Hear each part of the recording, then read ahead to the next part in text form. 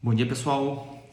Hoje vamos fazer um vídeo sobre alguns feedbacks que eu recebi sobre o último vídeo daqueles do índice 2F que a gente criou aqui.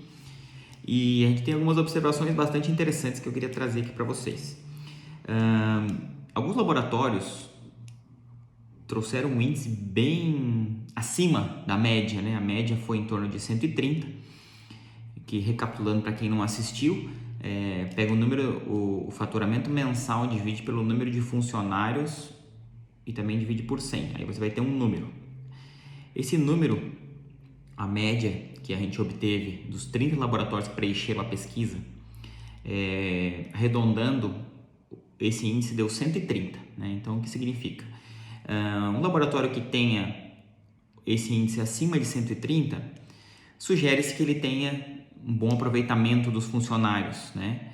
E quem tem abaixo disso, sugere-se que os funcionários podem ser melhor aproveitados, tá? Porém, tem algumas questões a serem avaliadas.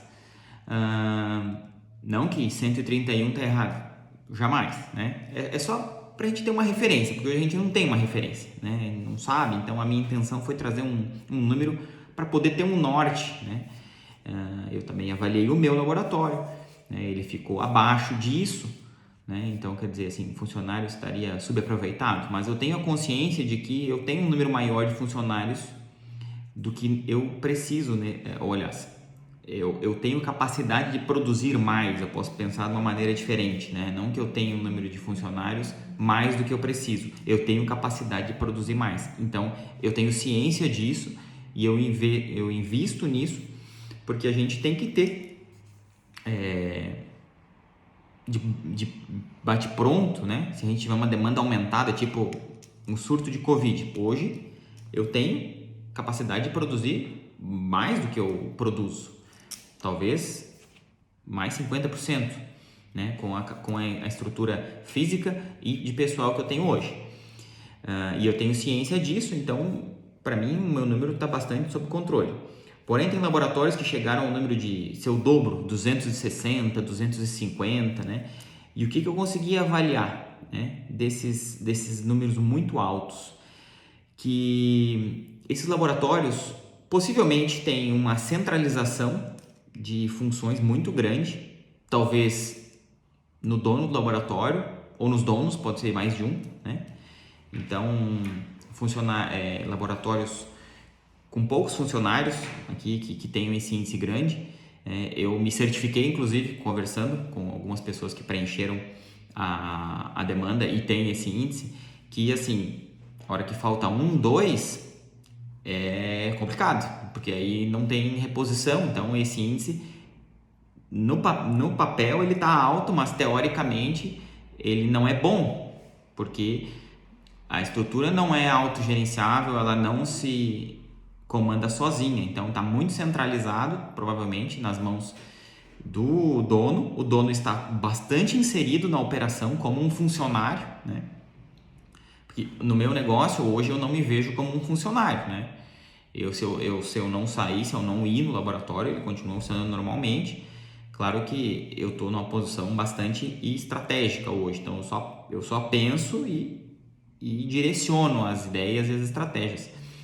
Mas nesses laboratórios com índice muito alto, então eles têm um proprietário, um gestor bastante inserido na operação, que se ele sai da operação, a operação deixa de funcionar em algumas partes. Então, um índice muito alto também não seja saudável, né? Não traga qualidade de vida para o dono desse laboratório, para o gestor, porque ele não pode fazer uma viagem. Imagina, se tem um laboratório aqui vamos pegar um que tem 6 funcionários, e se tem um sócio ou dois, né? Se 2 desses 6 forem sócios, sai os 2, fica 4. Aí o cara tá fora, falta um funcionário, então faltou um funcionário, aproximadamente 15% da mão de obra do laboratório. Sai 2 funcionários, é 30% da equipe fora, né?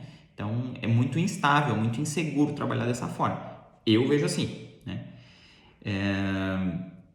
E também um certo grau de ineficiência da máquina, porque se sai um, sai dois, já não funciona muita coisa, né? Então, essas questões, o número muito alto também tem que ser observado e jogando esse índice numa questão mais prática, é isso. Talvez precise de mais funcionários para dar mais consistência e mais robustez para essa operação, tá? Então, é uma questão a ser observada bem interessante.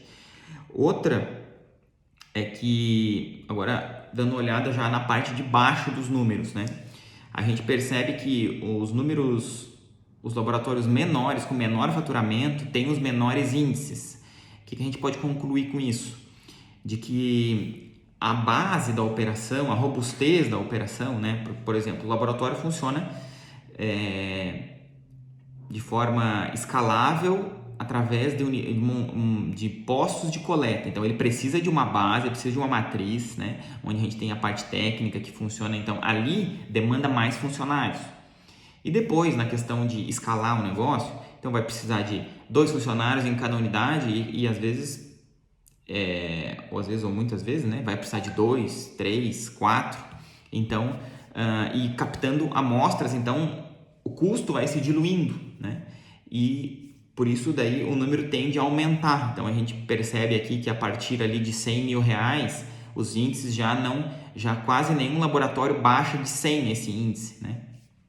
Então a gente percebe que o nosso negócio tende a ser escalável. Então quanto mais você escala, mais você monta unidades de captação que tem pouco pessoal, a estrutura é mais enxuta e você consegue captar amostras ali, esse teu índice tende a aumentar. Então, tende a ser mais produtivo e a tua empresa mais lucrativa, né? Eu vejo dessa forma aqui. Achei bastante interessante até esse dado que a gente conseguiu. E a questão de ter um índice baixo também pode representar um teto estrutural da sua empresa. Quer dizer que você vai precisar contratar mais gente. Não, desculpa, troquei os dados.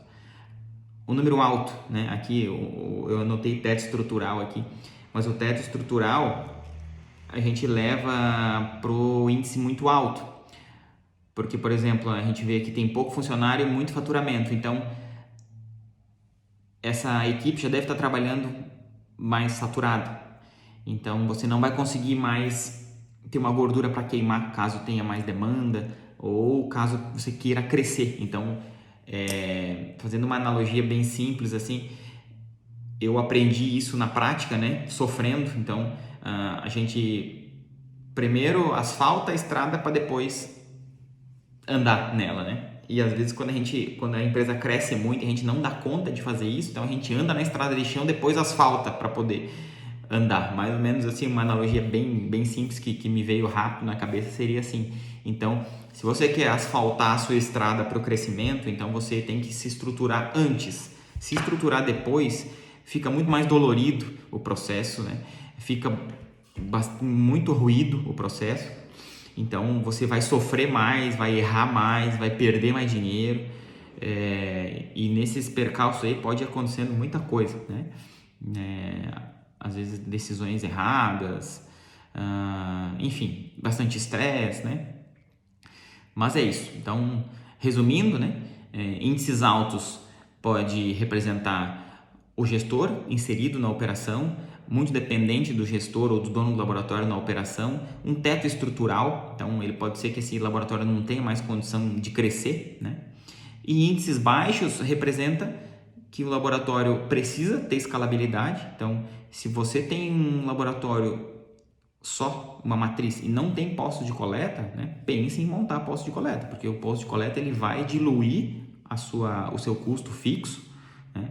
Ele pode aumentar de forma absoluta, mas desde que esse laboratório, esse posto de coleta seja produtivo, se ele traga receita, né? Então, por isso aí é uma outra questão que a gente pode trazer num outro momento de como montar um posto de coleta, o que tem que se avaliar. Até eu já tenho um vídeo aqui, alguns meses atrás eu fiz, porque esse posto de coleta ele tem que trazer receita, então ele trazendo receita, ele traz receita da mesma forma que na matriz, porém com uma estrutura mais enxuta. Então a margem de lucro dos postos de coleta é sempre muito maior que o da matriz.